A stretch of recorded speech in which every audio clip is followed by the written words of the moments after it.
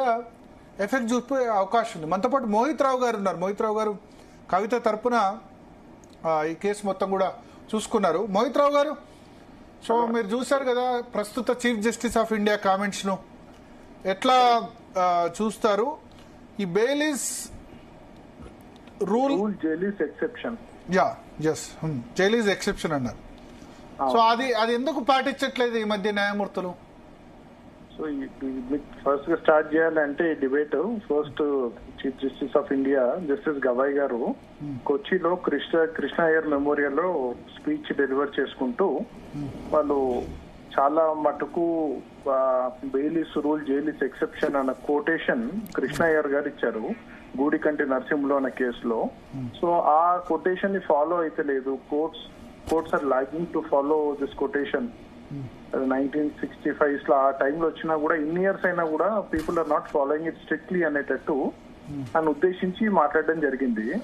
అది ఎస్పెషల్లీ మీరు ఈ రోజు ఇప్పుడున్న trend ED and CBI cases లో చూస్తే, సో ఒక అలిగేషన్ చేసి కేసు పెట్టడం చాలా ఈజీ, అది ప్రూవ్ కాదు. కానీ trial court and high courts they are not granting bail.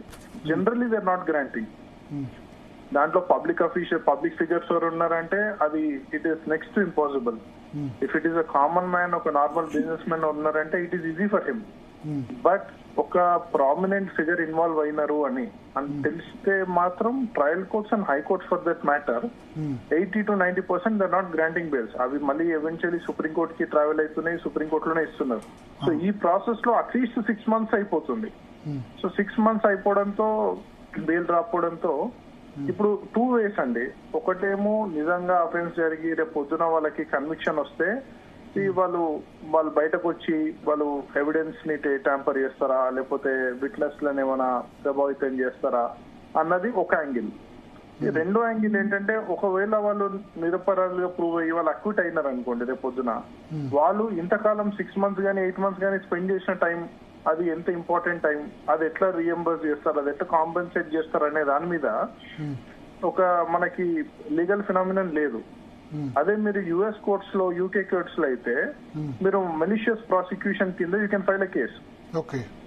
కానీ ఆ లా ఇక్కడ ఇవాల్వ్ కాలేదు ఇండియాలో. So malicious prosecution, false case నా మీద పెట్టారని హీ కెన్ క్లెయిమ్ డ్యామేజెస్. అక్కడ కోర్ట్స్ డ్యామేజ్ పే చేస్తాయి. కానీ ఇక్కడ this is not situation in India unfortunately. So దీన్ని బ్యాలెన్స్ చేసుకుంటేనే మీరు బెయిల్ వీలైనంత వరకు ఇవ్వాలి. చార్జ్ షీట్ ఫైల్ చేస్తే బెయిల్ 100% ఇవ్వాలి. ఆ 60 days పీరియడ్ అనేది జనరల్ గా చూస్తారండి కోర్ట్స్ చూసే. 60 days period, 60 or 90 days period, what ever it applies to the case. So prolonged detention ఎవరికి మంచిది కాదు అన్న వ్యూ ఈ రోజు తీసుకోవడం జరిగింది గవాయ్ గారు. ఓకే, అంటే ఇప్పుడు మనీష్ సిసోడియా ఎంత 1.5 years ఉన్నారు కదా? Yes, 1.5 years ఉన్నారు. ఓకే, కవిత గారు 6 months? 6 months. ఓకే, సో అంటే నార్మల్ గా ఎంత డ్యూ కోర్స్ లో చార్జ్ షీట్ ఫైల్ చేయడానికి 3 months అవకాశం ఉంటుంది, అంతేనా?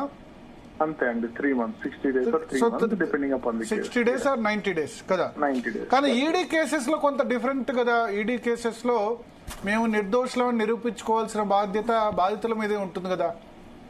కరెక్ట్ అండి. సో ఇక్కడ ఏమైతుందంటే ఈడీ కేసు ఏమైతుందంటే, ED cases and other cases are different. ఎందుకు అంటే it is a special enactment.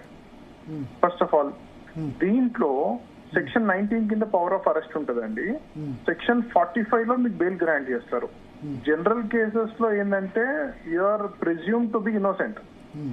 But unlike in ED case, మీకు ఒకసారి కేసు పెట్టిన తర్వాత you need to show to the court that there is nothing connecting me to the crime అని చూపించుకోవాలి.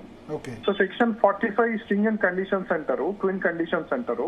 First వచ్చేసి 45 sub-1 లో నోటీస్ ఇవ్వాలి పీపీకి, నోటీస్ ఇవ్వకుండా బెయిల్ ఇవ్వడానికి లేదు అని అంటారు. sub-2 లో నోటీస్ ఇచ్చినాక ఒకవేళ పీపీ అపోజ్ చేస్తే మాత్రం కోర్ట్ సాటిస్ఫై అవ్వాలి, ఇక్కడ అఫెన్స్ జరగలేదు, ఇప్పుడు ఉన్న అక్యూజ్ కి తనకి క్రైమ్ కి ఎటువంటి సంబంధం లేదు అని, తను అఫెన్స్ కమిట్ చేయలేదు అని ప్రూవ్ అయితేనే బెయిల్ వస్తుంది. సో ఇంట్రెస్టింగ్లీ అందరు అంటారు బెయిల్ వచ్చింది, కేసు అయిపోయిందని. అంటే even I answer to them, వేరే కేసెస్ లో బెయిల్ వస్తే అక్విట్ అవుతారని చెప్పలేం, కానీ ఈడీ కేసెస్ లో ఒక్కసారి బెయిల్ ఇచ్చారు అంటే there is nothing against him or her as on that day. Okay అప్పుడే బెయిల్ ఇచ్చినారు. ఒకవేళ నిజంగా తన ఇన్వాల్వ్మెంట్ గానీ వారి ఇన్వాల్వ్మెంట్ గానీ ఉంటే ఓకే ఆ రోజు బెయిల్ ఇవ్వదు court. Okay if is remotely involved in the offence అన్నా కూడా బెయిల్ మాక్సిమం గ్రాంట్ చేయదు కోర్ట్స్ ఇక్కడ.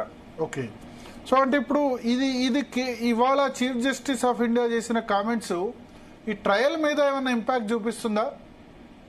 సార్ దీంట్లో ట్రయల్ కావాలంటే I'm again telling you to atleast take 7 to 8 years. Okay trial court judgement రావాలి అంటే 7 to 8 years. Because when I say something I say with caution. మీరు కవిత ఎప్పుడు అరెస్ట్ అయినారు, ఎప్పుడు రిలీజ్ అయినారు, ఈ రోజు ఉన్న స్టేజ్ ఏందో చూడండి. ఇప్పుడు కూడా ఇంకా చార్జెస్ కూడా ఫ్రేమ్ కాలే. ఓకే సో ఎందుకు స్పెషల్ కోర్టే కదా, ఈడీ సిబిఐకి స్పెషల్ కోర్ట్సే ఉంటాయి కదా, అయినా సరే ఎందుకు డిలే అవుతుంది? 80,000 pages డాక్యుమెంట్స్ ఫైల్ చేసి 500 మంది విట్నెస్ లను పెడితే అంత మందిని examination is it a joke and is it a common thing? Can a single person do that? ఎంతమంది జడ్జిలు మారుతారు అంత మధ్యలో ప్రొసీజర్ లో? కోర్టు వేకెంట్ ఉంటాయి, జడ్జిలు మారుతారు. అండ్ జస్ట్ ఇమాజిన్ ఒక అక్యూజ్డ్ 40 అక్యూజ్డ్ ఉన్నారండి. ఒక అక్యూజ్డ్ 500 మందిని ఎగ్జామిన్ చేస్తారు. 40 into 50 ఎన్ని డేస్ పడుతుందండి? సో ఇంకా చార్జెస్ ఫ్రేమ్ దశకే రాలేదు. ఇంకా రాలే. సప్లై ఆఫ్ డాక్యుమెంట్స్ మీదనే ఉంది, ఇంకా ఆ దశకే రాలేదు. సో ఇది eventually it will take lot of time trial అంతా కంప్లీట్ కావడానికి. దాని తర్వాత మళ్ళీ హైకోర్టుకి వెళ్తుంది. హైకోర్టులో మీకు తెలిసిందే 15-20 years ముందు అపీల్ డిసైడ్ కాదు, అడ్మిట్ అవుతుంది. అడ్మిట్ అయినాక 15 years పడుతుంది ఫైనల్ హియరింగ్ రావడానికి. So it takes lot of time అండి. అది ఈవెన్చువల్లీ మళ్ళీ సుప్రీం కోర్టుకి వెళ్తుంది. ఇప్పుడు జగన్ కేసులకు సంబంధించి ఇంకా అసలు ట్రయల్ కోర్టులో 11 చార్జ్ షీట్లకు సంబంధించి అసలు జడ్జిమెంట్ రాలేదు. అది కూడా సిబిఐడితో ముడిపడి ఉన్న అంశాలే. కరెక్ట్. మీరు చూడండి దాంట్లో ట్రయల్ ఎంత డిలే అవుతుందో. ఓకే దాదాపు 15 సంవత్సరాలు అయింది అంతే. ఓకే బట్ వీళ్ళు క్వాష్ పిటిషన్ వేస్తే క్వాష్ వేసుకుంటే అది హైకోర్టులో వేయాలి. హైకోర్టులో వేసుకుంటే ఒకవేళ దాంట్లో మెటీరియల్ ఏం లేదు వీళ్ళకి లింకింగ్ అని తెలిస్తే ఆ అక్యూజ్ ఒక్క తరఫున క్వాష్ చేస్తారు, కేసు అంతా పోదండి. Against that accuse case will be క్వాష్డ్.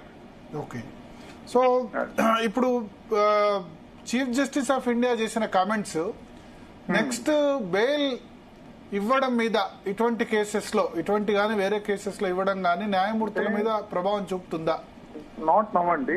Oftenly supreme court చెప్పింది. జస్టిస్ ఓక్ గారు అన్నారు, జస్టిస్ సూర్యకాంత్ గారు అన్నారు, జస్టిస్ గవాయ్ గారు అన్నారు, చాలా మంది జడ్జెస్ అన్నారు బెయిల్ ఇవ్వాలి, bail is rule, jail is exception, bail fundamental ఇవ్వాలి.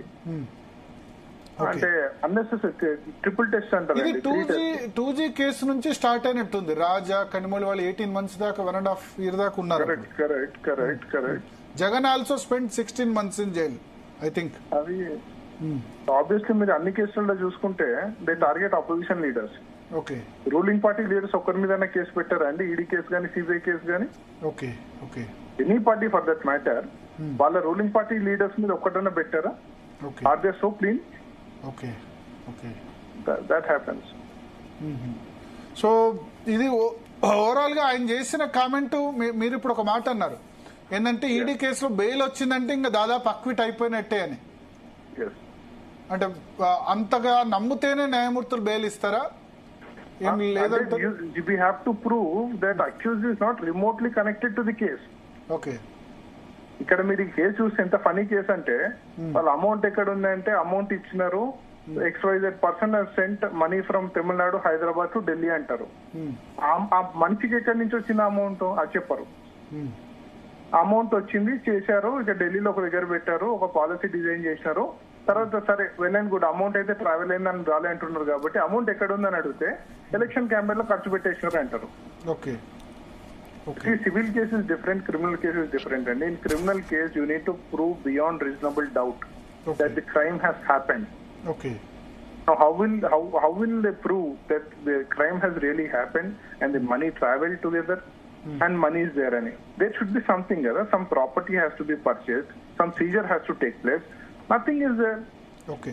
So just in thin air they say that money has been traveled and launder అయిందని. అసలు మనీ లాండరింగ్ డెఫినేషన్ కిందకే ఈ కేసు ఫిట్ కాదండి ఫర్ దట్ మ్యాటర్. ఈ 3 కేసులు ఆయన ఎగ్జాంపుల్ గా ఎందుకు చూపించారు చీఫ్ జస్టిస్? ప్రబీర్ బికాస్ ఈ 3 కేసులు ఒకటి, మనీష్ సిసోడియా, కవిత, 3 కేసులు. ప్రబీర్ కేసులో గ్రౌండ్స్ ఆఫ్ అరెస్ట్ ఇవ్వలేదని ఛాలెంజ్ చేశారు. దాన్ని సెటిసైడ్ చేసి గ్రౌండ్స్ ఆఫ్ అరెస్ట్ ఎవ్రీబడికి ఇవ్వాలి అని అన్నారు. ఎవ్రీ అక్యూజ్ కి అరెస్ట్ చేసేటప్పుడు గ్రౌండ్స్ ఆఫ్ అరెస్ట్ ఇవ్వాలని.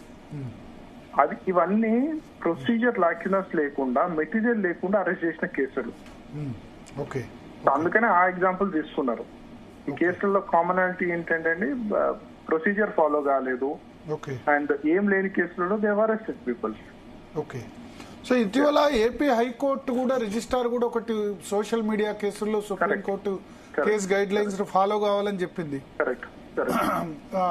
స్టేషన్ బెయిల్ విషయంలోనూ లేకపోతే దాని విషయంలో ఏంటి? ఆర్నేష్ కుమార్ సెకండ్ కేసులో వీళ్ళు ఏమైతుందంటే అండి, ఇప్పుడు బోత్ తెలంగాణ అండ్ ఏపీలో రూలింగ్ పార్టీకి అగేన్స్ట్ ఎవరైనా పోస్ట్ పెట్టారంటే వాళ్ళని తీసుకొస్తున్నారు, అరెస్ట్ చేస్తున్నారు, direct remand. Okay. Arnesh Kumar అని కేసు ఉంది, దాంట్లో క్లియర్ గా 7 years కంటే లోపల ఇంప్రిజన్మెంట్ ఉంటే యూ కెనాట్ అరెస్ట్ అని ఉంది దాంట్లో క్లియర్ గా. ఓకే. అది ఉన్నప్పటికీ ఒక 10 years ఇంప్రిజన్మెంట్ ఒక సెక్షన్ కావాలని పెడతారు, పెట్టి ది రిమాండ్. ఆ సెక్షన్ కి అప్లికబిలిటీ ఉందా లేదా అని బ్లైండ్ గా మేజిస్ట్రేట్స్ చూడకుండా రిమైండ్ చేస్తున్నారు. సో అది చూడాలి, స్పెసిఫిక్ గా సెక్షన్ అట్రాక్ట్ అవుతుందా కాదా చూడాలి, చూసినాకనే మీరు రిమైండ్ చేయాలని ఒక గైడ్ లైన్స్ ఇచ్చారు. ఓకే. సో అది హైకోర్ట్ ఆఫ్ ఏపీ ఇవ్వడం జరిగిందండి అది. ఓకే. ఓకే. ఓకే.